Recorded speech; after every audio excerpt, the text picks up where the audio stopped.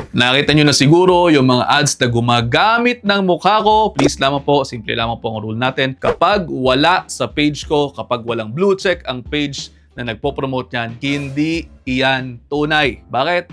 Ba, kadali naman yung copy ng video. Ida-download, papatungan ng kung ano-ano. Tulad halimbawa, itong Sculptura Slimming Oil. Gusto po naman, Panginoon ko. Kayo naman po yung mag-isip.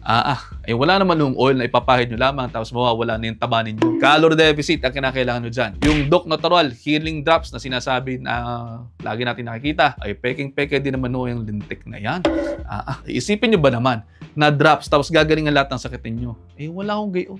Yung din ho, Neurogenic Cream. Wala rin ho yun. At please lang, once and for all, gamitin nyo naman po ang inyong critical thinking o magkaroon tayo ng critical thinking. Kung wala sa page ko, walang blue check after ng pangalan ng page, more likely, that is fake. Kakaintindihan ba tayo? Tanong ng iba, bakit daw hindi ko kasuhan? Sinabi ko na yan sa ilang abogado ko. May mga action naman pong ginawa pero mabagal lang talaga ang usad dito sa Pilipinas.